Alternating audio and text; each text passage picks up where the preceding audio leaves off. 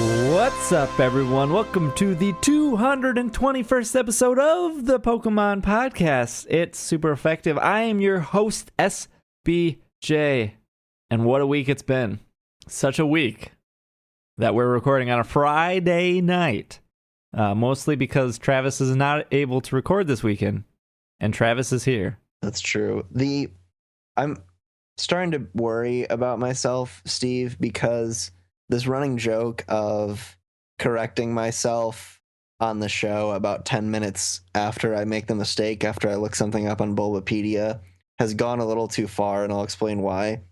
I got a notification on our Slack channel today, the Slack channel that Patreon patrons have access to, from one of our patrons saying, hey, look at my look at my competitive team and see if you have any suggestions. And then I was like, oh yeah, I'll look at that tonight. And shout out to Joe. I won't give out his last name in case he doesn't want it, but shout out to Joe on our Patreon chat, on our Slack chat. I was like, yeah, I'll look at this later tonight. And then he said, Travis, are you responding to my message about my Sun team that I sent like 3 months ago?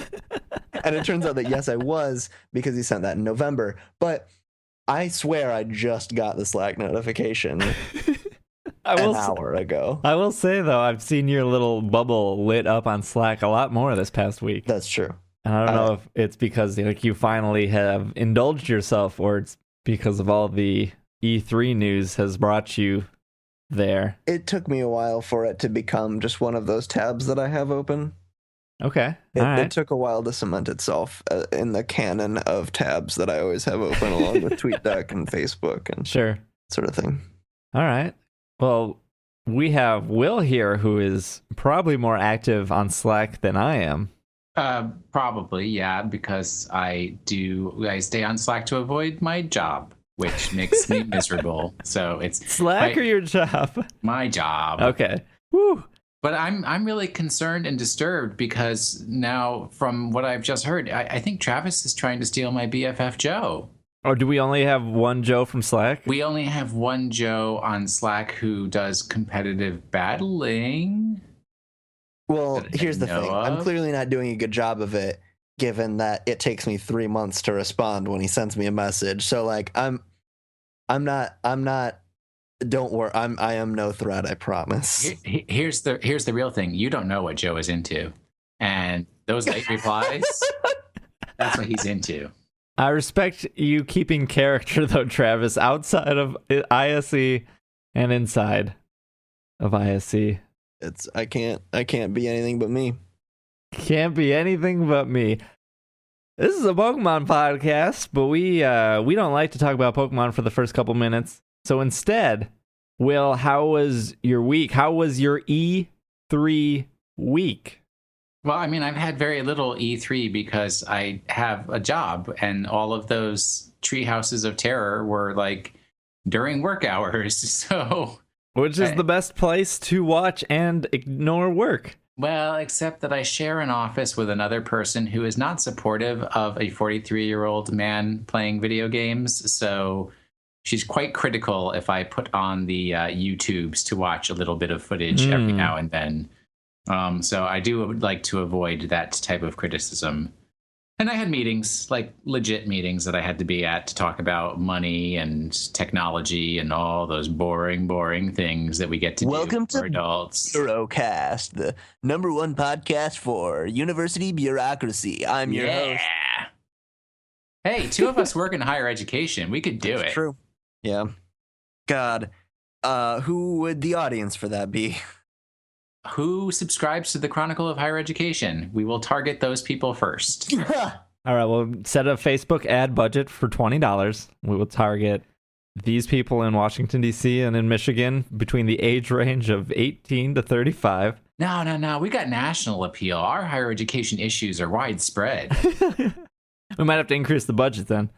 Was there anything that you did catch, Will, that caught your eye or eyes?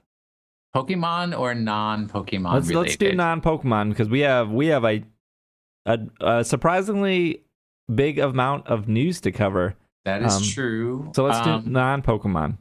That's hard to say because I really use my limited amount of attention that I could give to E3 to Pokemon stuff. I heard that my recently acquired Xbox One is probably already out of date and going to need to be replaced. And I think the PS4 is getting a replacement device too. But yeah, otherwise, like nothing I've seen or outside of the Pokemon stuff got me too excited. I mean, I'm already excited for Monster Hunter. So July 15th. yes, I am literally counting the days. But otherwise, no. All right. Nothing's grabbed me yet. Question to Travis then. How was your E3 week? Get out your boomsticks, cause zombies are back. We got zombies in a mall again for the fourth time. We've got zombies kind of in I think the Pacific Northwest is where that one game was. We've got Resident Evil, but this time it's more like Silent Hill. And I think there was a fourth one too. It probably was. Zombies are back and deader than ever. I think. Oh God, that was the worst pun.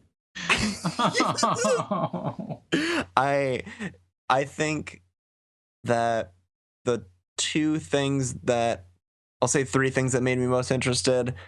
The first is the fact that the game about the giant doggy thing, the Last Guardian. Last Guardian, yep. Which has been in development since 7 years, I think. Is that by the makers of Ico and Yep. Yeah, Shadow of the Colossus. Yep. Yeah, that's I mean, I played Ico. That's a good game. Yeah, Ico's very good. I haven't played Shadow of the Colossus, but I played Ico. The fact that it has a release date, I mean, just that is not that I was particularly excited about the game from the beginning. I mean, I was because I know those developers are really good, but I'm always curious to see a long development cycle finally complete. So that's kind of interesting to see. Oh, hey, is No Man's Sky coming out? August 8th, I think. They just delayed it by like 3 or 4 weeks. Yeah, I want to get that too. But the second thing was the new game from the people who did.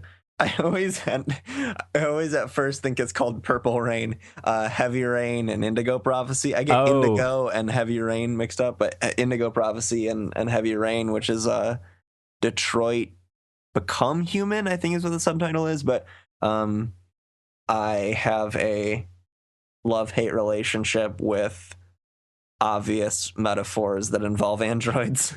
I really like Blade Runner. Great movie. Although I hate the monologue at the end about tears and rain that everyone loves. So that's it depends on which version you watch. Well, yeah, I've seen the director's cut and the whatever the other one is, the final cut or whatever, both of those. I have not seen the theatrical cut because why would I want to see that? But anyway, and then the third thing is that I'm actually excited that a Legend of Zelda game actually looks interesting for once because all of those games are trash and terrible except for wow. It's an Oracle of Ages, and Link's Awakening is good too. But this one looks like, I don't know, Skyrim or something, so I'd play it. I was gonna say it looks like The Witcher 3. Yeah. I think Zelda looks real good for what I saw, and I purposely kind of turned it off after a couple minutes because at that point I'm either going to get the game or not get the game, and I decided that this game looks good enough to buy and I don't need anything really spoiled. Although from what I heard though, they didn't show that much. They kind of just showed the same area. Anyways, yeah, there's some gameplay. Are you going to get on remembering that I don't have any like current gen consoles, so that's fun. Are you going to get it on Wii U or NX? NX. Okay. The Wii U, it's done. Yeah, so it's hilarious, Travis, that you say that. Is we are re-architecting our wireless network at Georgetown. So you just have like a ton of Wii U's you can give me? Like, no. I wish. It's all powered by PS4s and they're moving them out. No, but so we're literally doing one so that we can actually support wireless gaming, which we currently can't on our wireless networks. And like I'm talking to all the folks who are doing the design and stuff, and then I was like, I have every possible modern console and handheld system. And I was like, how did I get to this point in my life that I literally have all of them? I have the Vita, I have the 3DS, I have the PS4, I have the Xbox One, and I have the Wii U. It's because you have more money than time. No. What moment of weakness did you buy a PS Vita?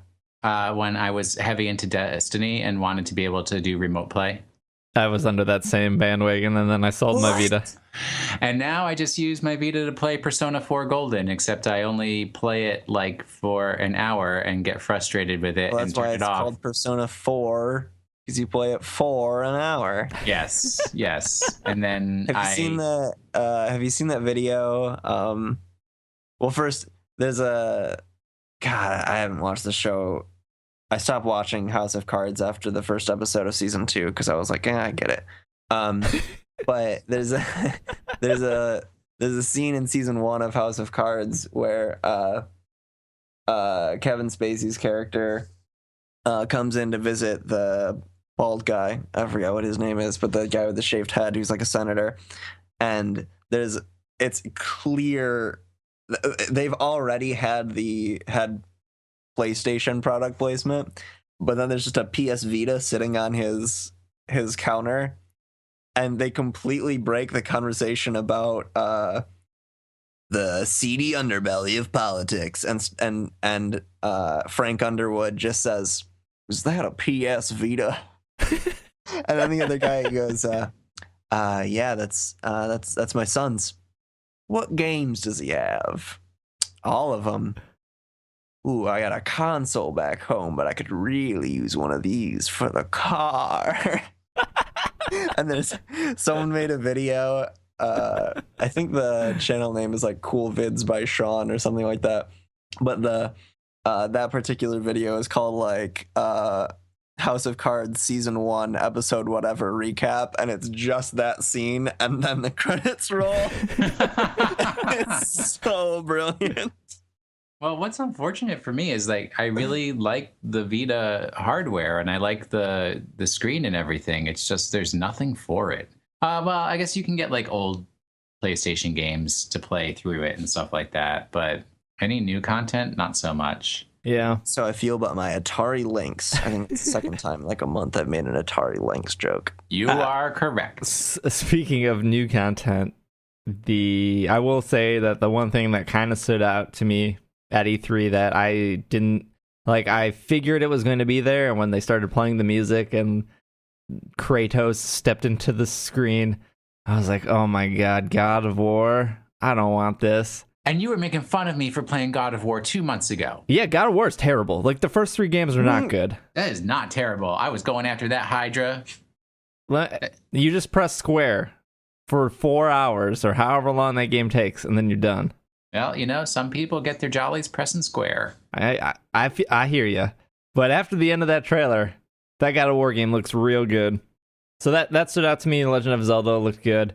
The Pokemon stuff. The guy from God of War just looks like he's from a Blind Guardian album cover, right? His name is Kratos. Kratos, yeah. He's a very one-dimensional character in the first 3, but they're trying to add some character development in this game from what the developers said. He's got the only dimensions that matter, which are a huge beard muscles, and a sun. Huge muscles, and slayability. I was going to go for a beard and a sun, because he has those 2 things now. Yeah, he has those 2 things now. I prefer to date gentlemen without children, so that's actually a detriment. All right. A beard and a sun. That's all I'm saying. Yeah, so there's some other stuff at E3 that I really enjoyed, and I'm looking forward to Monster Hunter. I'm looking forward to a couple other games they showed. Obviously, there's some Destiny stuff that's coming in September that I'm excited for. But other than that, there was some Pokemon stuff that happened, and boy, was there's some Pokemon stuff. Mm-hmm. Let's start with the stuff that didn't show up at E3. You guys have heard of the I-Square?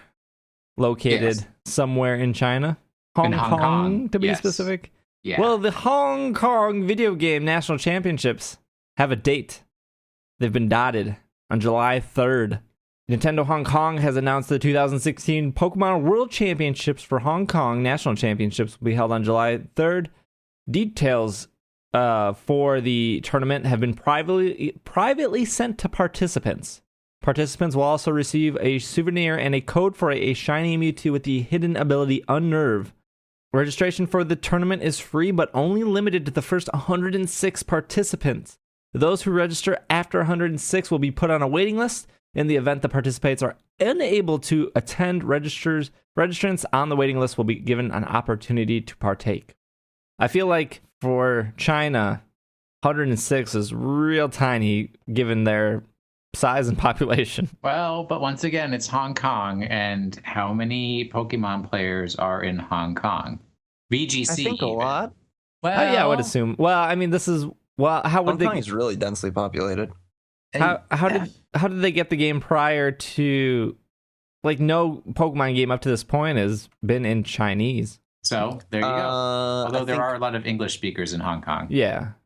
Yeah, I mean, like I can't remember if most, because it wasn't there that list that was going around, that like Bulbapedia article that was going around for like Pokemon names translated into Chinese, or was that just for the anime or something? I don't know. But anyway, like a lot of those localizations get spread to like nearby countries, regardless of if it's the language that's spoken there. Like they could probably play, most of them could probably play the English version. Heck, I played the English version of Pokemon before I could read, so Well, not that not knowing English equates to illiteracy. That's not what I mean to imply.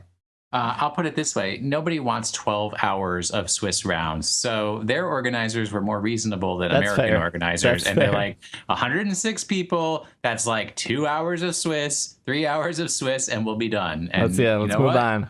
There you go. We're very limited with the digital distribution of Mewtwo. We only have enough digital copies for 106 people. So after that, the data gets corrupt. If you guys like eShop games, there are some sales going on in Europe and Australia to promote the 5th anniversary of the Nintendo eShop. Pokédex 3D Pro, Pokemon Link Battle, and the Pokemon trading card game are on sale in the eShop. I'm not sure when that is over. It looks like they will run until June 23rd. There we go.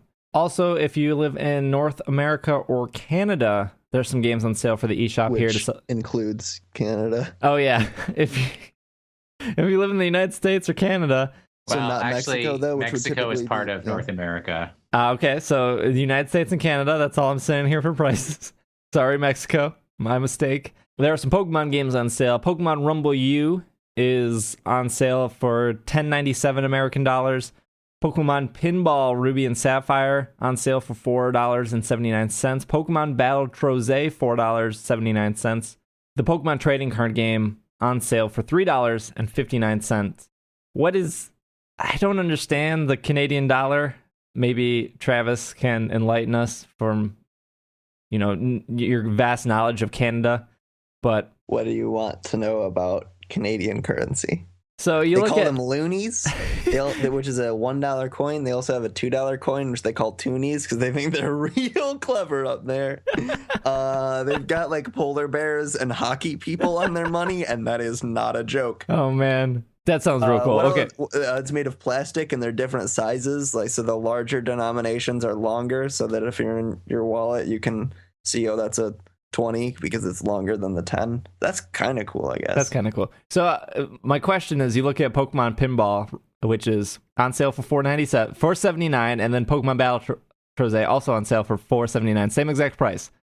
But in Canada, Pokemon Pinball is $4.79, and Pokemon Battle Troze $6.77.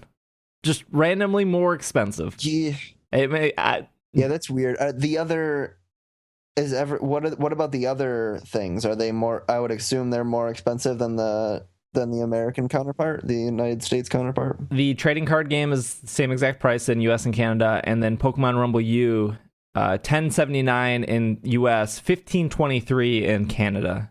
So two games are just... It's weird that there are anything that's the same price because the Canadian dollar is not doing so well. Yeah, so my guesstimation would be one of two things. One, the ones that say they're the same price aren't actually available in Canada, and they're just lying to us Americans to make us feel better and empathetic.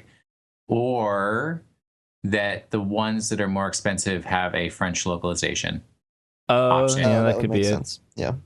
There's some other games on sale. Just run those down real quick. Why are we talking about how much Pokemon Battle Troze costs when there's a new Pokemon that looks like Pearl from Steven Universe, except it is a woodpecker? No, all right, we'll get there. Steven Universe talk. We'll get there. We'll get there. Slow down, Travis. We'll get there. All right, just some other games on sale.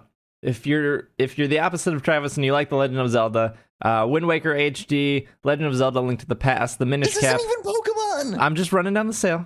Just buffer in time. Majora's Mask 3D, Oracles of Ages, and Oracles of Season also on sale. You know what?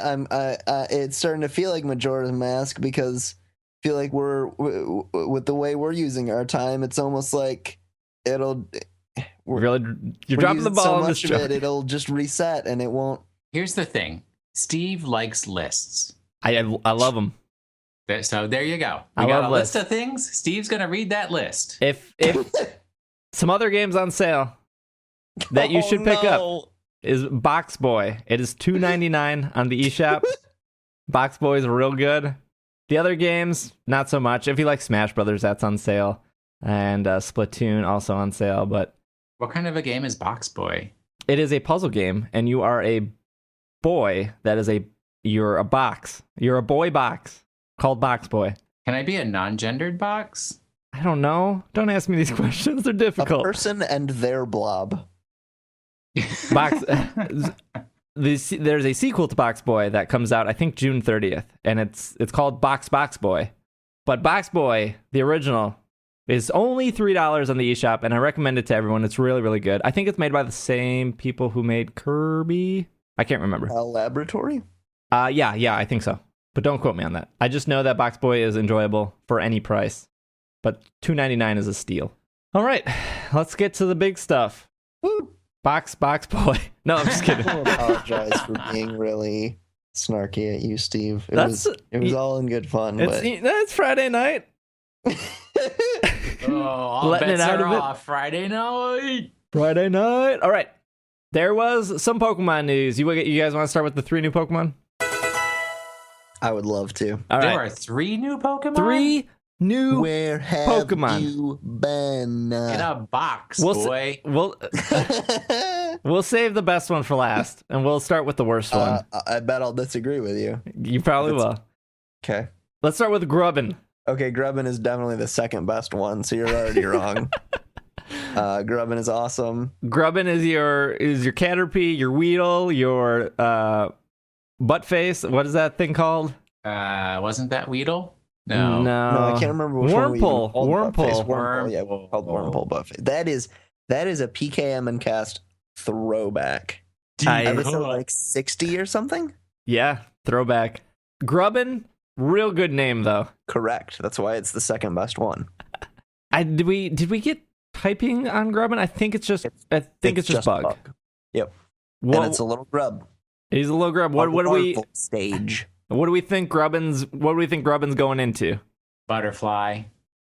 I Travis? was thinking a little uglier of a creature, something like a moth. Moths can be pretty too, but I don't know, something. We got 2 moths already though, don't we? Got a moth and, Something of the genus Lepidoptera, or species. I don't know what that is, but I'm sure. Will, what's the hot bug in Hawaii right now?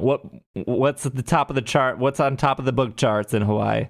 Huge cockroaches. You can't say that word on this show. Oop. By guess that, I a mean little more editing for me. roaches. You think it's gonna be like a cockroach? No. But I mean, there are just mega cockroaches in Hawaii. That's gross. It goes without saying. Not that familiar with Hawaiian bugs, but I think monarch butterflies go to Mexico. Yeah, I can't think of any. Nothing comes to mind that's like a special insect of Hawaii. We do have just a pure bug type. We have like pincer and Heracross. No, Heracross is bug fighting, but pincer is just straight bug. Correct. Although Megapincer is bug flying with the ability Aerialate. Dang. Well, Grubbin has a good name. I'll be curious to see what they evolve into. Second best Pokemon on the list. This is where there's going to be disagreements. Pikipek. Pikipek is the best one. It looks like Pearl from Steven Universe. That is a detriment, not a plus. Woodpeckers are the coolest kind of bird. Are they? What about a hummingbird? Those are pretty cool. Yeah, I think hummingbirds are much cooler. Hummingbirds Eagles? work way too hard. Hawks? They have to spend like 100% of their time just slurping down pure sugar. Penguins? Just because they want to like float there. Penguins hardly count. As a bird? I mean, they are of bird species. Yeah, but... Hey, be careful, because penguins are my fursona. What is that? It's the animal that you... relate to? Closely identify with, yeah. Specifically in like furry culture. So when I saw Pikipek, I think it's weird. Maybe it's not weird. Pikipek. Pikipek? Pikipek. Pikipek. Pikipek. Right. I was saying it the same way Steve was. Pikipek. Pikipek. No, there's no A in there. Okay, because when I read Pikipek, is that what we're saying? No, either Pikipek Pikipek. Pikipek. Pikipek. Ah, I like that. Here you go. Pikipek. Pikipek to pick peppers. Pikipek. I thought that's kind of close to Pikachu. The P-I-K at least. Yep. And that's a little weird. Maybe that's kind of brain confusion, or you have a Pokemon as popular as Pikachu. You probably wouldn't want another Pokemon's name to be closely associated with that. But I could be wrong. I could just be overthinking that. Yeah, that's why actually I say Pikipek, because that's not like Pika. Yeah. It's not a P sound, it's a P sound first. Pikipek. Pikipek. I guess that's all right. Unless it turns into electric flying, and then all bets are off. Then we're out the window. I think Pikipek falls under the normal flying. Yeah, it's normal flying. Has the abilities Keen Eye and Skill Link. Keen Eye is no accuracy loss, and Correct. Skill Link is like Cloyster. Yes, except where what that actually means is if it's a move that has multiple iterations, it will do the max number of iterations. Rock Blast, for example, will always hit 5 times. 5 times? Is that what Rock Blast the max is? But yeah. Icicle Spear will always hit 5 times. So I think for Pikipek, it's probably Drill. What is it? Drill? Not Horn Drill? No, not Horn Drill. Wait, what is your question? What is the move that does it 5 times? That a Pikipek would use? Doesn't A normal type? There's like Tail Slap. There's Fury Attack. Fury Attack. That's probably it. Pikipek is the woodpecker Pokemon. It is number 10 in the Pokedex, and it has the ability. It can learn the move Peck. This bird Pokemon can strike 16 times a second with its beak, which is strong enough to break stone. They drill holes and store food, and will store objects and that glitter in these holes as well. It has a height of 1 foot and a weight of 2.6 American pounds, and has 2 as of yet unrevealed evolutions. Bulbapedia here is confirming that the treehouse did say that it will evolve twice more, just like Pidgeot or Talonflame. That does twice, right? Yes. I don't remember its middle evolution at all. Lechender. Oh, yeah. I forgot for the Grubbin is considered the larva Pokemon. It's a foot long, weighs 10 pounds. It is currently unknown That is terrifying. That is Also, those huge things like that actually exist, and that's scary. Unknown if Grubbin can evolve. It has the ability Swarm. It can learn the move String Shot. It uses its jaw to burrow through the ground and is found by power plants due to its love of electricity. Interesting. I guess not 10-pound grubs, but there's some big grubs. Big old grubs. They're delicious. I would. So powered by electricity, do you think it's going to evolve into being a lightning bug? Oh, hey, that's a good idea. Yeah. Are there lightning bugs in Hawaii? Not that I remember. No. There's a lot in Wisconsin. Also aren't spoiler alert like mongoose, are there? What? Yes. Yeah. Shh, we'll get to that.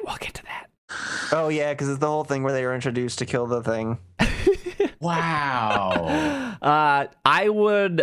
My guess for Pikipek. But there certainly aren't koalas. Right, yeah, that's fair. That's fair. My guess for Pikipek is that it will go into flying grass. I could be completely wrong. That's just the guess I'm making.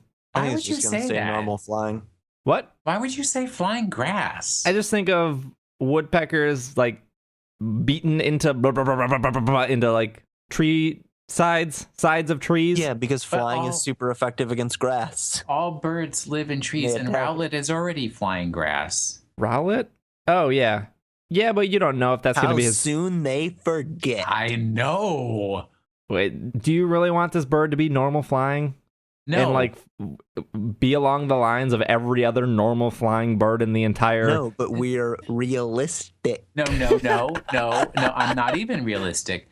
Fletchling is normal flying and turns into fire flying. Right. So I don't want it to be grass flying, which is already taken. I want it to be something. You don't know that Rowlet's going to stay grass flying. That doesn't matter. We can have a little more creativity. We can have. There's nothing wrong with 2 grass flying birds, since right now we have 0. Can we go back? I think that would well, be. except that we have Rowlet. There's no way that they would do that because there's no way that because this is obviously the bird that you find early on, and there's no way they would introduce a Pokemon with the same typing as Rowlet. No, that's not true. That's not till third evolution though, because Talonflame doesn't get fire until round 3. Fletchinder isn't fire. Fletchinder has fire type. Oh, does it? Yeah. Let's go to that list of Pokemon types that have not been used. Let me Pokemon type read the combos, list. and then find out which are the ones that have not been used for flying. And let's pick one of those so All that right. we can at least have hope for something interesting. I just don't want normal flying. And I will guarantee you will not have normal flying. I'm holding you to that guarantee. Everyone write down 221. Let's get to the best Pokemon. That number is going to make them magically remember something else. Let's get to my boy of the hour, Ugh. Yungoos. Yungoos, the mongoose. Yo, Yungoos. It's the worst one. It is a gross boy. Also known as the Pokemon that Will Anderson predicted in a previous episode. That you did. Let me run this down here. Yungoos is a normal Pokemon, and it is what is it? Loitering Pokemon. It has a height of 2 feet. It weighs 13 pounds, and it has one as not revealed evolution. It has the ability Stakeout, which I believe is a new one, and Strong Jaw. Stakeout allows Yungoos to deal damage to a Pokemon that switch in mid-battle. It eats a lot of food since it is never satisfied. My kind of Pokemon. And its fangs are so strong that it can crush and eat very hard objects.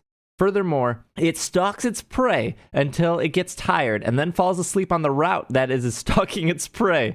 It was not originally a native of the Aloha region. And I think further into the Pokedex it states that Yungoos was brought into the region to get rid of a different Pokemon.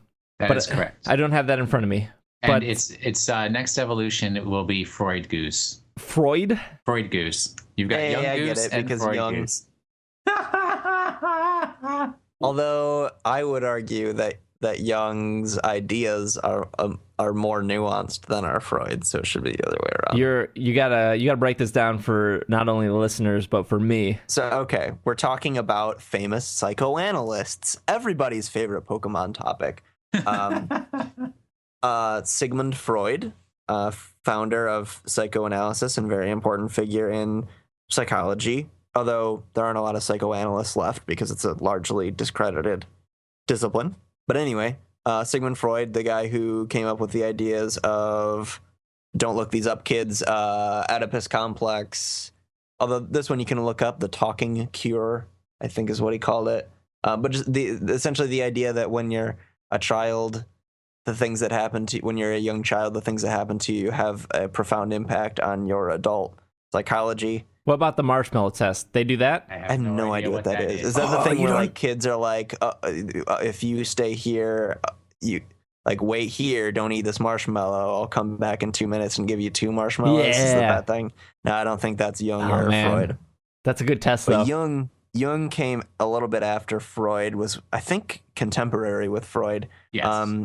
But his ideas were a little more almost spiritual in that he thought there was sort of a collective consciousness of these ideas that were across that existed throughout all cultures and all people groups, that these same ideas came up, which is where we get the idea for literary archetypes, or at least one articulation of that idea, that there are certain archetypes that come up in storytelling regardless of from what culture you are. That was Jung. And he also had a lot of other ideas, but that's the idea for which he's the most famous.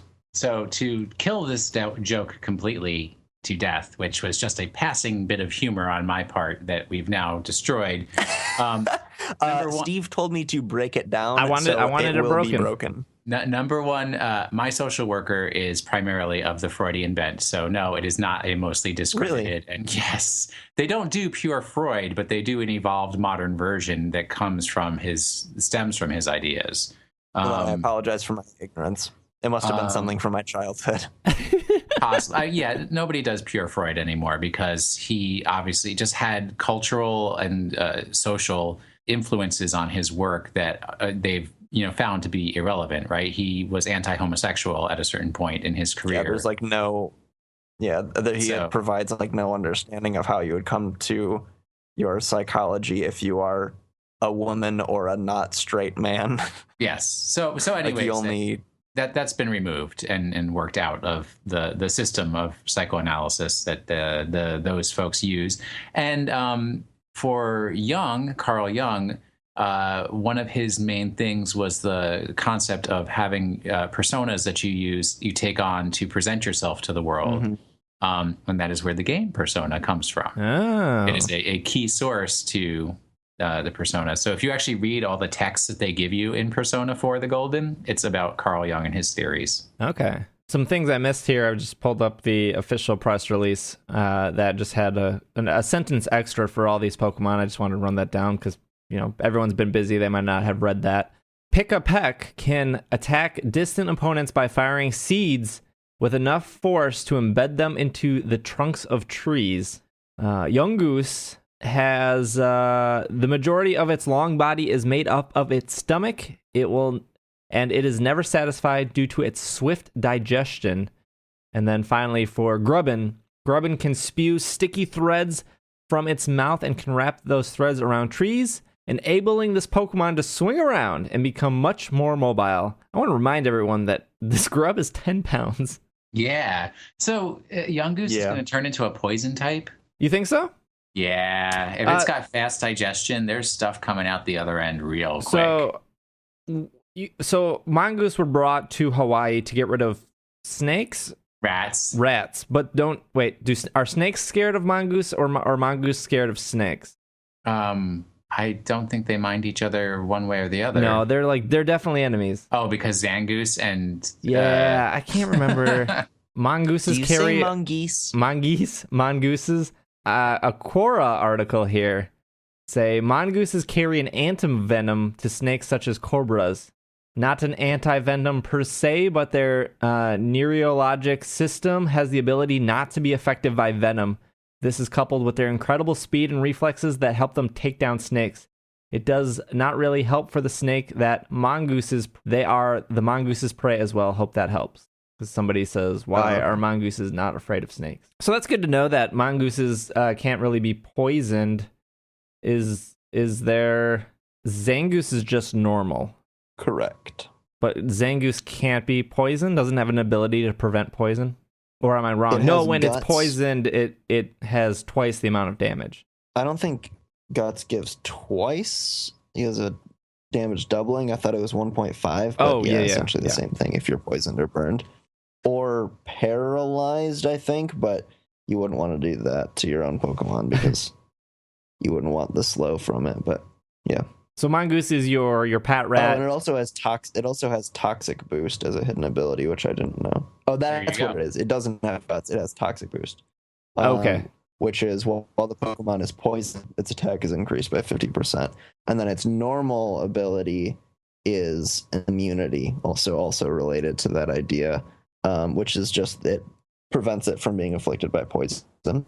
We know it's going to evolve once. It's the Rattata, it's the Pat Rat, it's the normal type Pokemon you encounter. In the treehouse, there was plenty of Yungoos on Route 1, which is the first route you get to. Yeah, I think it's there's something about Yungoos when I saw it, just the design, how it's kind of cute, but also like has that feisty, angered look in it. I just really like it a lot. I like the design a lot. Not no disrespect to Pikipek, good looking bird, but it's no Yungoos. Why don't you call that bird Peter Piper? It'll be much easier for you. Pikipek. I already made that joke. Pikipek. Pikipek. It's I stop saying Pikipek. Give me some credit here. I'm moving up. So what we'll do is we have plenty more news to share with you guys about what happened at E3, but we will take a quick break. When we come back, we'll talk about the new forms for the new legendary Pokemon and some Magearna stuff as well.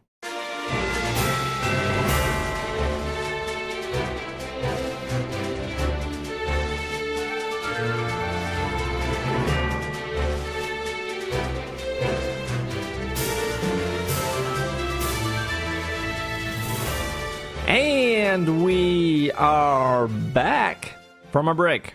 There are some new forms for Solgaleo and Lunala, which have official art, but not that much was said. I have here the new forms of Solgaleo and Lunala. The legendary Pokemon that appear on the cover of Pokemon Sun and Pokemon Moon were also revealed. When releasing their mighty powers, these Pokemon will change in appearance.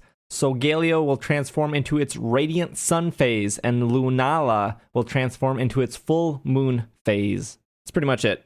That's all they revealed. Yeah, we don't really know much about it. It's essentially the same thing we knew last week, except now we have pictures of them that we can't show you because this is a podcast. There's some Magearna stuff. The mythical Pokemon Magearna will be making its debut in Pokemon Sun and Moon. Magearna was created by scientists of uncommon genius 500 years ago, and it has the power to perceive emotions, thoughts, and feelings from other Pokemon. Stored in the center of Magearna's chest is the Soul Heart, an artificial life which was created using the life energy of other Pokemon. Magearna has the ability Soul Heart, a new ability that no other Pokemon has previously had. This ability raises Magearna's special attack by 1 each time another Pokemon in the arena faints. So I imagine that means one stage. Right. Right. Travis, that's what it looked do like. We have the verification that this is indeed a new ability? There is nothing to my knowledge that works quite like that. Okay. The closest thing I can imagine, I think the closest comparison would be Moxie, which is an ability where whenever a Pokemon knocks another one out, it gets its physical attack raised by 1 stage, but there's nothing quite like what Magearna has, where it doesn't matter if it is KOing the thing, and it also is stick to whether the Pokemon that faints is on your side of the field or your opponent's. Sounds very useful in a double battle.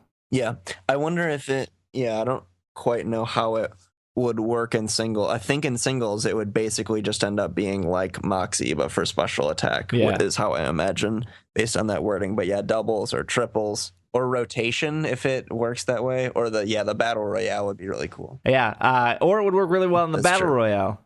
A new battle format, which debuts in Pokemon Sun and Moon, was also revealed. In previous games in the Pokemon franchise, battles have generally been trainers facing off against each other one-on-one. Battle Royale is a new battle system where 4 players can battle against each other at the same time in a furious melee. That's what it says. Each of the 4 trainers in the battle chooses 3 Pokemon and sends out 1 Pokemon at a time in battle. The battle finishes at the end of any turn where all Pokemon of 1 trainer have fainted. The players are then ranked, and a victor is declared based on the number of Pokemon each trainer defeated and the number of Pokemon each has remaining in play. This is a completely new way to enjoy Pokemon battles, and many interesting strategies will be discovered as each player must try to predict who will attack whom, or choose whether to act to save a player in a pinch in order to claim the number 1 position before the battle ends. I was going to say, this is similar to what was described by that one Kickstarter backer, because I remember I can't remember what he called it, where you do the 2 versus 2 battle and it's 4 people, but it's like... It might have even just been called Battle Royale. I think that's what the person called it. Maybe. All right. So now it's legit. And was that Dallas when I don't know who said it, but I remember... Was that Dallas, like Dallas the Deals? I don't think it was Dallas, because it wasn't one that I was on. I remember going to League back when I first got into the trading card game, and somebody was like, "Oh, let's do a 4-person battle, but don't worry about like everyone. You can knock out your partner or whatever." Like, this concept has been around for a while. Mm-hmm. So they're making it official. I do think it's interesting. Free for all, they might have called it. Free for all. I do think it's interesting that there's like points and there's a reason. It seems like there's a reason not to attack somebody or to maybe use a ability or a move on your opponent to benefit them or not to, like. Yeah, because like the key is that the battle ends when one person loses all of their Pokemon. So even though there's 3 other people there, one person just has to be taken out, and that's when the battle's over. So like if one of your other opponents is the only person that's taken out all of that person's Pokemon, you don't want that person to then lose, because then battle's over. You haven't taken out any Pokemon, and that one other person took out like 4 or 6 or whatever. Yeah, it's a great way of putting it. You give them a boost, and then you start focusing on somebody else so that you can get some knockouts under your belt. And you would hope if you give that person a boost, they're not going to, screw you and start attacking you after that. Well, I mean, it's not even that I think there are a lot of instances where helping someone else is you do so out of purely selfish reasons. So I don't really think you would see it as the other person would be really expected to reciprocate. Like the example Will gave, where you're only doing it to prolong the game so that you have a chance to win. Or you could even do it when you're winning. So if you could imagine a situation where you're winning, you have, say, 4 Pokemon left. One person has 3, and the other 2 have 1 Pokemon left. It would be in your best interest to keep both your and the other person with 3 Pokemon left alive, because you just want one of those other 2 to die so the game will end. So as opposed to trying to kill one of the singular ones, you could theoretically just try to protect. You could boost the other person's Pokemon so that one is less likely to die. So that would be another instance where it's helping someone else, but for purely selfish reasons. So I don't think that the other player would really be encouraged to reciprocate. Yeah, and so what's really cool to me too is hopefully they'll introduce some unique mechanics with like surf and like moves that are multi-position hit moves, so that maybe like it'll hit the guy to the left and the right of you, but not the one that's directly across.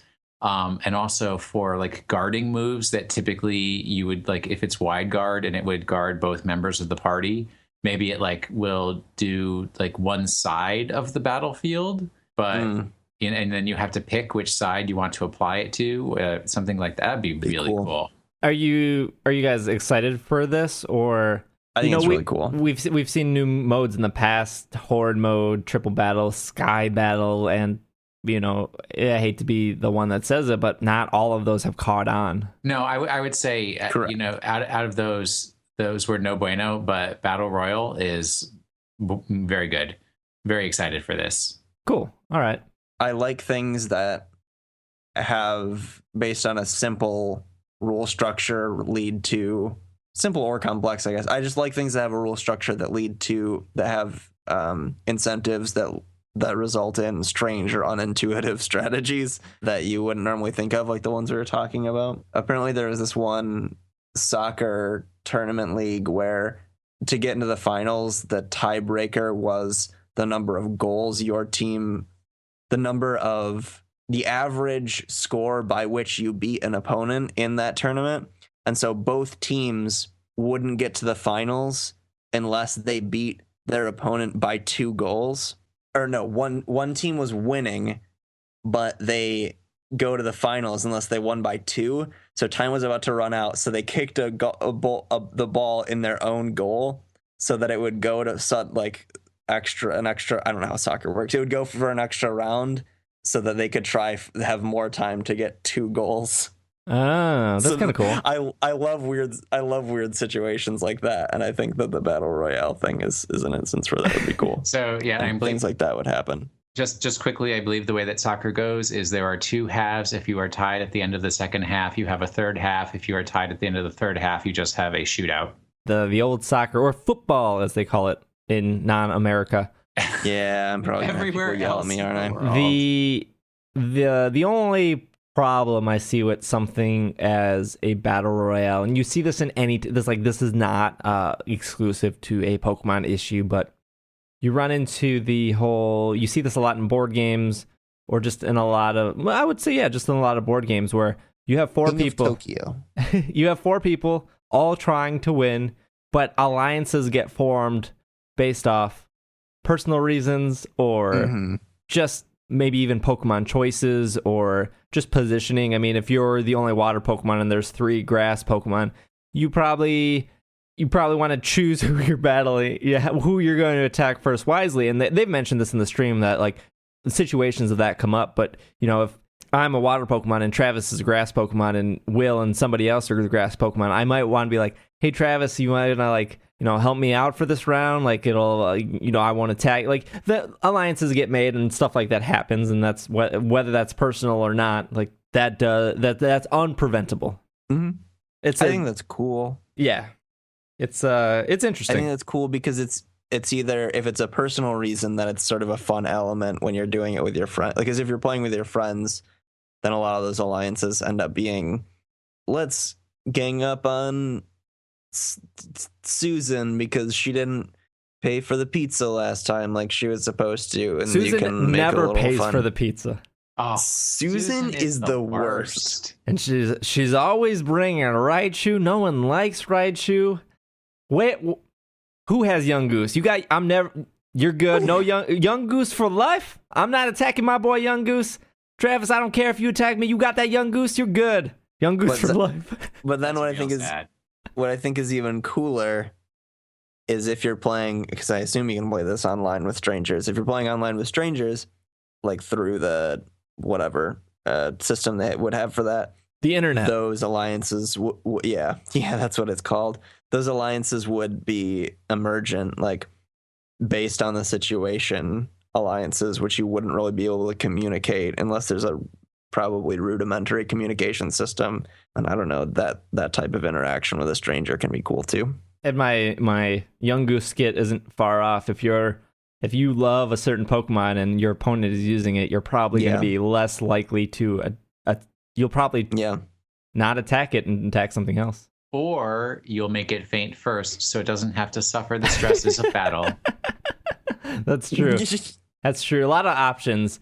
The best part of the Battle Royale that kind of came full spark to life was that these trainers, they had different clothes on. Woo. Well, I'll tell you this, I'm not satisfied. If I cannot cut that shaggy long hair, I'm not going to play this game. I think one of the female trainers had a different hairstyle than the starting trainer did in the beginning of the game, but the Nintendo Treehouse person that was kind of walking through this did ask the developers. They said, hey, we noticed the trainers have different clothes here. Is character customization coming back? And their response was, yeah, we can't talk about that. What does that mean? They pretty much nodded and said, yes, that's in there, but we're not talking about that. That was the one thing that I really wanted out of these games, as silly as that sounds. And some people, that doesn't matter to them or whatnot. But character customization was a big thing to me in X and Y. And to see that come back is just a big sigh of relief. It's now I can definitely look forward to a feature I enjoyed that is coming back. And Pokemon, those games are not, what's the word? Sometimes they just get rid of ahead of the times. Yeah, sometimes they just get rid of features that are really good features for no reason. And So they have a reason. It's just not a reason that you can discern, sir. Right, yeah. That being said, there were some other tidbits here that wasn't reported in the press release that I have in front of me. So my apologies if I missed some. But one that stood out right away was that during battle, you can see, what's the word for that? Your status conditions. You can see if your Pokemon has like +1 to attack or -2 to accuracy. You can see that live on your Pokemon during battles. Stat changes. The other thing that seems to be new that they did spend some time showing off is if you forget exactly what a move does, there is a little question mark. I think you have to hold L and A to make it appear. Or you have to hold, it seemed like you had to hold some kind of button combination to make it appear. But regardless, if you forgot what Thunder Wave did, you can go and info it during battle to just verify that what it does. It's an electric type move. Didn't you already do that? Yeah, you can do that now. Can you?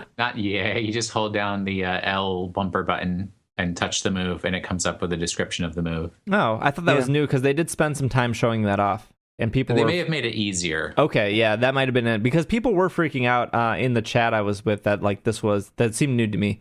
As you can tell, I haven't played a lot of Omega Ruby Alpha Sapphire. Well, that's actually been around since X and Y. X and Y? It's been around since Black and White, but a lot of people just like never even realize that because they don't read the instruction manual. Yeah, I mean, guilty as charged. The other new thing that I know definitely is new is it will show you if the move is super effective or not super effective. That is cool. Kind of new, yeah. So if you're, I like that a lot. They showed Popplio has the move, is it Disarming Voice, I believe, which is a fairy type move, and against a fire type Pokemon, it showed that move was super effective against the Litten. I think the Litten was an example. I could be off, but point still stands. Wait. You are off because a fairy type move would not be super effective against a fire type. Effect fire resists. I got it mixed up. I believe it was Disarming Voice was not very effective, and then Water Gun was super effective. That was my mistake. Against the Litten. Do you think Popplio is going to be a fairy? No. Okay. I don't, because I strongly believe the Japanese assets that were inspected about a month ago, and also like how many Pokemon get like Bite, which is a dark type move right off the bat or something like that. Or I think, what was it? What was the water type Pokemon? Greninja? Froakie got Lick, which was a ghost type move. Yeah. Anyways, I think that really hits home to what you were saying earlier, Travis, that they keep making battling more and more complicated with more types or different moves or abilities that are the same but have different names. And this step right here that they took really pulls back the curtain and makes it a lot easier to digest. I agree. I'm glad. So that was very exciting. I don't think I'm ever going to be a person that will get into competitive battling or go down that. I've been down that road. I've seen the end. I didn't really enjoy it, but I definitely enjoy the casual battling going through, and that is a great feature that I look forward to. Especially for moves where things that they added last gen, or I think Freeze Dry was last gen, but like Freeze Dry and Flying Press, like these moves that their super effectiveness is confusing. Yes. So, yeah. Last thing out of this press release is in Pokemon Sun and Moon, there is a QR scanner function. Trainers will be able to catch the mythical Magearna by scanning a QR code, which is planned to be distributed in North America at a later date. More details will be followed. So Magearna coming to everyone. Run down the 3 new Pokemon, mentioned the super effectiveness. There's probably some other stuff I'm missing. I'll give you 3 things that you missed. All right, let's hear them. Number 1, the shadows that are under your Pokemon while they're battling change based on the time of day. Okay. Which is just absolutely amazing. Cool. The background scenery changes while you're battling. So if there are clouds in the background, they actually like scroll and change as they go by, which is like... Gotta love that cloud scrolling. Super wicked cool. And when you do like a eyes meet kind of battle encounter, there's the opponent does a little animated movement when they get into the battle, which is completely new, and it works so well. Awesome. It's so cool to give them a little more personality. that made me think of some other things that right in your house at the beginning, there's a Meowth, just a Meowth hanging out in the house, probably your mom's or whoever lives there with you in the 1-bedroom house. There was a Ladybah on Route 1, and somebody was using a Pikachu or a Pichu at one point. I think, what was it, the rival that had a Pichu, if I'm not mistaken? I didn't see that part. There was somebody was battling a Pichu. That just kind of confirms that we're along the lines of, this is not only new Pokemon like Black and White was. Mm-hmm. We have a mix of older Pokemon that we're going to be seeing. And the other thing is the trainers do appear in battle now. There was some speculation and some people saying that was going to happen, but after seeing multiple battles of them going through the first part of the game, that your trainer does appear in battle, which is really cool. It's almost like I don't even remember Omega Ruby Alpha Sapphire that much, but that battle, the jump from Omega Ruby Alpha Sapphire to Sun and Moon almost makes me feel like the battle itself is more along the lines of Pokemon Battle Revolution, where the camera is always kind of rotating, and I think that was a lot more in, like, if you watch competitive VGCs, you have that, but not in your general story mode. And I feel like I'm right.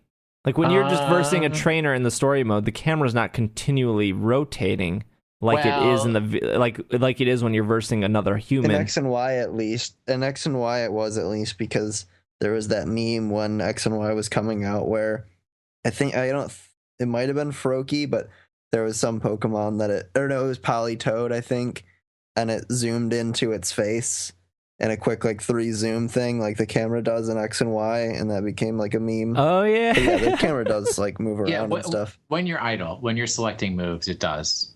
Yeah. Right. It just seemed more smooth. of more smooth, more of a 3D game. And so seeing that, it really kind of stuck out to me that we've gotten to a point. The biggest reason we don't have a Pokemon Stadium 3 or a Wii U battle game is because Game Freak or whoever, the higher ups at TCPI, have stated that the 3DS games do a good job of already doing what the Nintendo 64 or the GameCube or the Wii had to compensate back in the day. You just couldn't do 3D battles on, a Game Boy. And that's why the Nintendo 64 and Pokemon Stadium did so well. It brought Pokemon into the 3D world, which has been going since X and Y. Yeah, Black and White was still Sprite. Black and White was still Sprite. And now we're to that point where in Sun and Moon, it looks good. The animation is smooth. Will mentioned the shadows. I love that the trainers are in battle, because again, it makes it more about your experience, your Pokemon, your clothing choice. But to me, the moves still look like Nintendo 64 moves. And that's a little bit of a turnoff. Like, it's not the end of the world, but we've advanced from Sprite to 3D, and it's gotten so good. And then you just kind of see like a quick attack, and the Pokemon just slightly moves forward, and there's this little animation, and the receiving Pokemon just kind of moves back real quick. So I would say hold your horses a little bit, because with my experience of Pokemon, when you're doing those lower level moves, you get the mini animations. And then when you move up and start getting the more intense, more powerful moves, you get more grandiose animation. We've seen some pretty cool ones from Solgaleo and Lunala. Right. Yeah, exactly. Right. But even think with Seismic Toss, the animation for that, you literally see like the Pokemon flying away from the earth. And yeah. So don't Draco judge it Meteor is really cool. Yeah, don't judge it based on these early moves. The early moves. Not designed to be, because I think the real thought behind them is you're only going to use these moves as a beginning trainer, and once you actually start breeding and growing your Pokemon, these moves are going to be very quickly discarded. So why spend a lot of time animating these little ones that aren't going to be used too often, and let's spend our time animating the really important ones. Right. Yeah. It also provides for younger players a not specific but visual way to tell what moves are stronger than others, because a kid's not gonna Well, some kids might, but most kids aren't going to look in the details to find out that how much stronger Body Slam is than Slam, right? But you can tell by the, like, this animation looks way cooler than that one, so it's probably the more powerful one. And in general, it is. That's a fair point. I just want to see the jump from black and white to X and Y was huge in the aspect of how the battle looks. And I think that Sun and Moon has smoothed that out, kind of taken it to the next level. From what we've seen, the battle animations is almost should be on the to-do list of what can we improve in the future. I agree. All right, like I said, we could be missing something from the Nintendo Treehouse Live. It was a crazy morning. I think what they showed was extremely satisfying. We have still all summer to expect more Pokemon news. The last bit of news here before we jump to our Pokemon of the week is the next day, on Wednesday morning, they talked about Pokemon Go. We won't have to wait long for Pokemon Go because they did state that the Pokemon Go Plus, the accessory, will be available at the end of July. And then they stated that they should probably have the game out before the accessory, so expect the game in July. So no dates exactly, but we're looking at next month. And the biggest question then was, well, how much does Pokemon Go Plus cost? And that came back as $35 for the 2016 Pokewalker. From my opinion and what I saw, Pokemon Go is exactly what I've expected and exactly what I've been talking about on the show. So I wasn't really surprised in any aspect, but I don't know if you guys caught this or watched any of that Nintendo Treehouse. No, I missed that one completely. I did see some people's feedback that they thought that $35 was too much for the Pokewalker, but that's a Bluetooth-enabled device. Whatever it's called. It was weird calling it the Pokemon Go Plus. Yeah. So I think just for purposes, we can call it the Pokewalker. I don't think anyone's referring to Heart Gold Soul Silver anymore. Yeah, but the base thing here, and I hate to always. No, I don't. I love being the adult all the time. It is a Bluetooth-enabled device, and with a motor because it vibrates. I don't care about the motor. I'm just saying it has a motor in it. And have fun with that.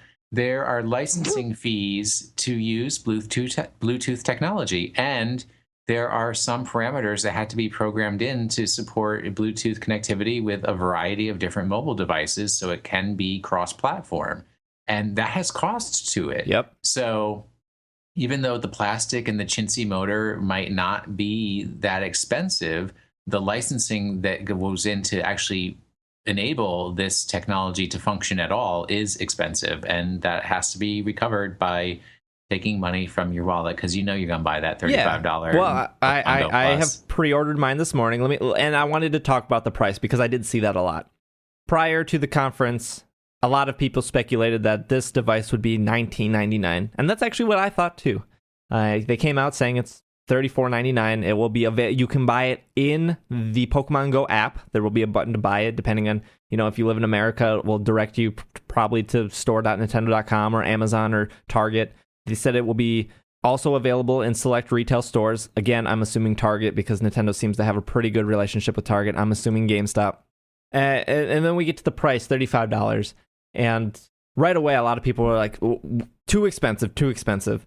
And it's hard to put a price on anything game related. You have games like Destiny, which are $60 that, some people put 4 hours into it. Some people put, like me, over 1,000 hours into it. And so I feel like I got well more than $60. You look at games like Gone Home, which are $20, which are only 2 hours long. And some people think Gone Home was a masterpiece, that it was brilliant, that it was worth every penny. Some people don't even think. People are right. Some people don't. Amazing. Gone Home is absolutely amazing. It's free on PlayStation Plus right now, just for your PlayStation 4 users. Some people think Gone Home isn't even a game and should be free. So there are tons of debate of what things could cost. Now you look at Pokemon Sun and Moon, that is a $39.95 game. And you look at the Pokemon Go Plus Pokewalker, and that is $35, almost as much as a main series game. And I'm not saying it should be, I'm not saying it shouldn't be, but I normally put 80 to 100 hours into a Pokemon game. And I know for sure that I've put and I pay $40 for a Pokemon game. You look at a game like Clash Royale, which unfortunately I'm still playing, and I hate myself for it. But I've put over 100 hours into Clash Royale, and I've put $5 into that game. And again, like I could put $60 in an Uncharted game, and that's 7 or 8 hours. So no one's holding a gun to anyone's head and saying, for this free game, you need to buy a $30 accessory, because you don't. You don't have to buy it. It is they have stated time and time again that this is just an accessory. But as for the price, I think it's appropriate. You look at something like the original Pokewalker that had an internal battery, a watch battery. It was a piece of plastic. Yes, it came free with Heart Gold, Soul Silver. But if you wanted to buy it on your own, it was $9.95. You could get it from store.nintendo.com. You're looking at a piece of plastic with the infrared, I believe, was in it for communication purposes. It had a pedometer built in, which, again, not that expensive. And it had a black and white, very Tamagotchi screen. That technology was invented back in 1990, or remember Tamagotchis came out. About 97, 98. Yeah, so, $10. I'm sure that they ate the cost on that. Obviously, they made their money straight from selling hard copies of Heart Gold, Soul Silver. But I have to 100% agree with Will. You're looking at the Pokemon Go Plus. We don't know if there's a watch battery in that or not. I thought they said that there was a charging point. So if it's micro USB or mini USB or however you charge it, you got to pay a licensing fee on that. Bluetooth technology, you got to pay a licensing fee on that. There's a motor in it because it vibrates. You could put that on the same level as maybe a pedometer. And you have an LED light, constant communication. Again, we don't know. I don't know if that's a watch battery or not, how often we have to charge that. But again, if the game is free, so for them to say, hey, this might be a little more expensive than you predicted, you don't have to buy it. But if you like the game, just like if you like Pokemon Sun and Moon, you're going to pay $40 for that. If you like Pokemon Go as much as you like Sun or Moon or more, that's really not a lot of change. Does getting the Pokemon Go Plus make it so that you don't have to pay the microtransactions within the game? I don't think so. They didn't talk about the microtransactions. If they did, I missed it. But the specifics of Pokemon Go Plus is that if there's a Pokemon nearby, the Pokemon Go Plus will start vibrating to let you know. And if you don't want to go into your app to catch it, the Pokemon Go Plus will attempt to catch it for you. Gotcha. And it will light up a rainbow color. And if it's successful, it will be a solid green. And if it's not successful, it will be a red. Cool. And I think they said that the Pokemon Go Plus is not as good as catching Pokemon as you would be. I mean, if you're 100% into Pokemon Go and you need to catch a lot of the same Pokemon to level them up, they've already discussed that. It might be nice not to pull out your phone every 10 minutes to catch a Pokemon and just, as you're walking through Target, just let the Pokemon Go Plus handle that Rattata that you've caught for the 100th time. Just, let it catch number 101. Let it catch 102. You can play your video games when you don't have the time to play your video games. Yes. There is, to me and to a lot of other people, there is value in something saving you time. Oh, I totally get it. I have really no valid or valuable opinion on any of this because I don't and will not have a smartphone, but I understand why someone would buy this thing, theoretically. Yes, and speaking of buying it, it was available on Amazon this morning. It was actually the #1 best-selling item on Amazon in the video game section. And it's funny because prior to this podcast, and actually right after I pre-ordered the Pokemon Go Plus, somebody tweeted at the Pokemon Podcast account and was like, "Whoever buys that is crazy," because they were under the viewpoint that it was overpriced. But the Pokemon Go Plus is currently sold out on Amazon. Oh, I didn't get mine. So I think they knew what audience was going to buy this, and clearly that audience, like me, didn't care about the price. So Will, if you didn't get it, I would keep your eyes peeled because Amazon usually does 2 SKUs. They usually put up a certain amount that sells out, and then they wait like a couple days, and then they put up the round 2, depending on how many they're getting shipped. Well, somebody else keep their eyes peeled and hit me up when. All right, I will let you know. But yeah, that is the Pokemon Go Plus supposed to come out at the end of July. Pokemon Go a little bit before that is what they state. I'm actually really excited because that'll be right before I go to Gen Con, which will be nice because hopefully there are different Pokemon in Indiana than there are in Wisconsin. And maybe if there's different Pokemon in Michigan, I'll stop by and say hi to Travis and catch like a Weedle and get out of there. Wait, I can't imagine what kind of boring Pokemon would live in Indiana. Vanillux. Do you have to drive through? That is the... Do you have to drive through Illinois to get to Indiana? I do, yeah. So maybe there's different Pokemon there too. You know, some Trubbish or something, because Illinois is real trash. Oh, I'm kidding. We do know that there will only be Pokemon from Red and Blue. They kept saying this over and over. Red and Blue. Pokemon from Red and Blue. I don't know why they just didn't say Gen 1. There will be Pokemon only from Red and Blue when the game first launched. That is actually something that I've been preaching for a while and has come true, that you want to appeal to people who don't play Pokemon, which obviously Pokemon Go is. That I feel like that's the main drive here, is bring back those Gen 1ers, get them to play Pokemon Go, get them to buy Sun and Moon. They did say that they wanted to add the rest of the they wanted to get to the point where the entire Pokedex is there, but we're only getting, come July, we're only getting Gen 1. So you brought up that they kept saying Red and Blue and not Gen 1, and that made me think, has any official, whether it be Nintendo or the Pokemon Company or Game Freak, ever referred to, and I hadn't even thought of this before you said it, have they ever referred to their games as Gen 1, like Generation 1, Generation 2, etc., or is that just a fan thing? I don't know. I mean, when they showed Sun and Moon, they did say new generation, did they not? Because I think they do use the generation term, but I don't think they do like the numbered thing like fans do. Because I just think somebody's going to have to research that, because I can't recall at all. Because I think they would probably want to stay on brand and say the title of the game, right? Yeah. Especially, I mean, even in this case, like those games are available on the eShop for you to buy, so of course they want to say Pokemon Red and Pokemon Blue.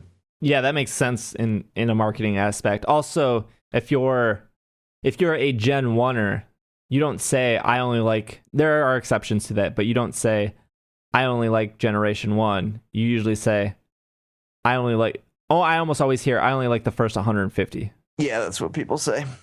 They never refer to it as Generation 1. It's only us elite podcasters and audience that refer to Generation 1. Yeah. But yeah, Pokemon Go is still exactly what I expect. I think, even if the game to me is not enjoyable, the Pokemon Go Plus looks cool it just looks cool as a device. And I like accessories. I like gadgets. So that is true. Something there. Also, when I wore my Pokewalker for several years, and when I worked in retail and I had my Pokewalker on, and I didn't hide it under my shirt or in my pocket. Like, my Pokewalker was, on my pocket, could be seen. It was always fantastic when somebody was like, "Oh, that's a Pokewalker. This is my favorite Pokemon, blah, blah, blah. What are you playing right now?" This is what I'm like. That interaction was always worth wearing the Pokewalker alone. So you're saying the Pokewalker invited people to come and talk to you about Pokemon? 100%. It was. No, thank you. And sometimes those conversations are good. Sometimes they're like, "Oh, my phone's ringing. I gotta take this. Have a good one, man." Yeah, Buizel's cool.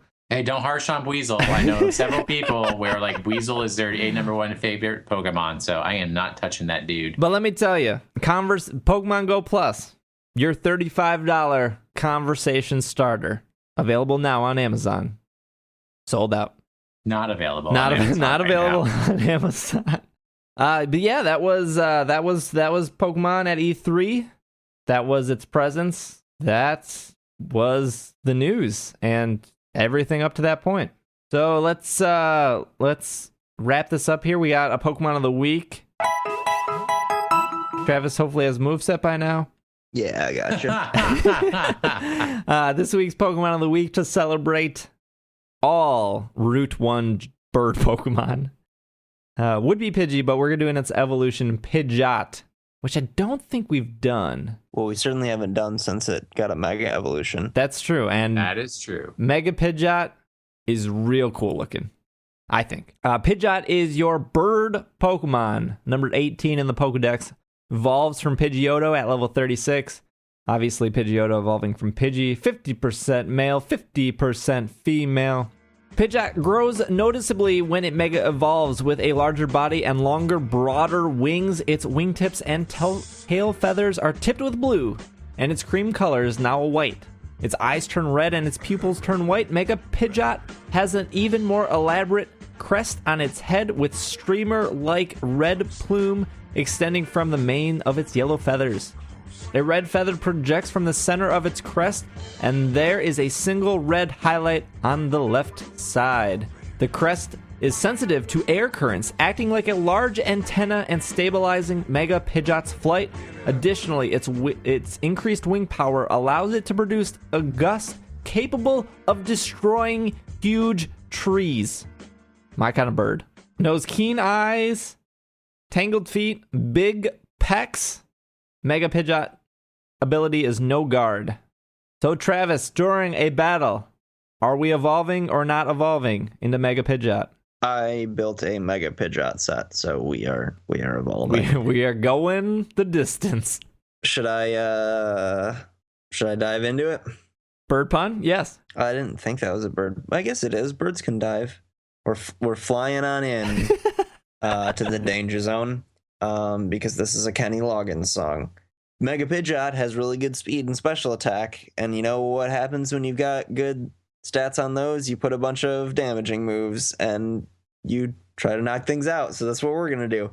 More importantly, though, Mega Pidgeot has a very cool ability called No Guard, which you might know from the Pokemon Machamp, where a Pokemon with No Guard has 100% accuracy on all of the moves it uses and on moves that are used against it. So if your opponent has Thunder, for example, Thunder will always hit. Dang. If you have, in this case, Hurricane will always hit, which is really cool. Hurricane is 70% accuracy for our listeners. Right.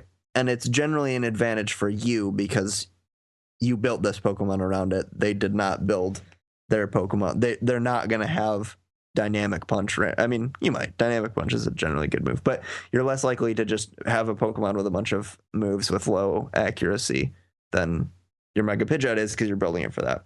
While Pidgeot has a lot of good moves, its move pool isn't that deep. So the set I'm going to give you isn't super creative, but it'll do the job. And there are some cool moves. Like I said, you're going to be able to run Hurricane and not have to worry about its accuracy. Heat Wave, which is a move tutor move in Omega Ruby and Alpha Sapphire, gives you some type coverage. Most of your other moves from either TMs or breeding are physical, which you're not going to want to do because Mega Pidgeot's special attack is so high.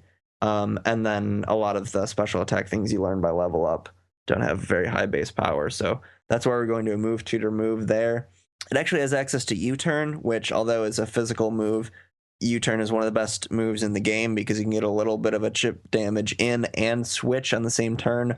Also, depending on which is probably not going to be the case with Mega Pidgeot because it's so fast, but sometimes if you want the Pokemon you have out to take the hit as opposed to the Pokemon to which you are switching, your Pokemon is slower, you would rather use U-turn to switch than switch out because your opponent attacks first, then you U-turn, so then you get a free switch in. But that's getting way too detailed. So we're going to do Hurricane, Heat Wave, U-turn, and then to round out the set, we'll do Roost, just so that you have a little sustainability there. Your item is already Pidgeotite. Some of those are hard to say. Tough word to say. Your nature is going to be timid, and your EV spread is going to be 252 in special attack and speed. The recommendation I'm seeing here is to plop that 4 in defense. So do that. If you weren't just off the top of your brain, if you weren't going to evolve into Pidgeot, what's the preferred ability? What is your normal Pidgeot preferred ability? Big Pecs probably, which is the one where your defense can't be lowered. It's not going to come into play a lot, but it's better than Keen Eye because, well, it depends. No one's going to lower your accuracy. So Keen Eye is something you're not really going to choose. No. And then tangled feet is bad, so don't do that one. So, I mean, they're all bad, but Big Pecs is the least bad. All right. Some trivia here. Pidgeot originally had an extra T in its name, but it was dropped. Pidgeot is depicted with a red and yellow tail feathers in the official Generation artwork, while Generation 3 artwork only displays red ones. When rebattling gym leaders in Heart Gold, Soul Silver, both Faulkner and Blue both have Pidgeot as their highest level Pokemon. Coincidentally, Faulkner is the first gym leader, while Blue is the last. Otherwise, Mega Pidgeot is tied with Porygon Z for the highest special attack base stat of all normal type Pokemon. Pidgeot was also very popular in Twitch Plays Pokemon. That is true. That is true. That is true. Pidgeot's real cool. Remember when we had the thing where we would yell it really loud and that was like a joke? Yeah, here, let me back. I'll try it. I'm back away from my microphone. I won't blow out anyone's ears. Nah, I still spiked my levels. People really? Because it didn't sound too. I guess. Yeah, locally, people really like that. So I don't know why. I don't know why. And it was, and I was one of them. I was a listener to the show at that point, and man, that was really funny. I don't know why. Because it's not. It's not to me now. It's just a person yelling a thing. Like, sure, that's kind of what Pidgeot sounds like in the anime, but I don't like impressions. Nah, those aren't funny. I think it's funny. I don't know why. But it was the fun in whatever year that was. I was probably like a sophomore in high school. That was the funniest thing I had ever heard. We never talked about this on the podcast, but it was funny because I found Travis's emails prior to him being on the show of him being a fan. Oh no! And they were really cute. Oh no! Oh boy! Oh boy! They were something. Oh no! I flagged them, and I feel like we should share them with our Slack community. Well, I think it's only as long as you show them to me first, so that I know what I'm getting myself into. Disagree. We haven't done listener email in such a long time. I think it's time for you to keep in that mailbag, and let's do some listener email so I have something to respond to. Put Travis on the spot, especially after last week's slip up. Ooh. Well, that is something for the future, but that I think has been our show for you guys, and I think it was a good one. I think we try to be positive here on It's Super Effective. We have a reputation of being people. We're honest. We're honest. That is a good word to describe our show. I think it's safe to say, though, that we are going into the summer. We are going into Sun and Moon territory, all pretty excited. Yeah, this game looks tight. It looks real good. Real tight. Real tight. Real tight. Will is at Washing the Sink. Travis is at the Travis W. I am at Dragging a Lake. If you want to follow Pokemon Podcast on Twitter, it is at Pokemon Podcast. We will be at Gen Con. If you want to see us at Gen Con, we have a free event on Friday night at 6 p.m. I don't know what that entails, but it is free. Otherwise, support us on Patreon. If you enjoy what you're listening to, join us in the Slack community. It is a lot of fun. This has been another episode of the Pokemon Podcast, and we are Super effective. Freud Goose. What a dirty dog. That's right, it's back. Oh God, it never left.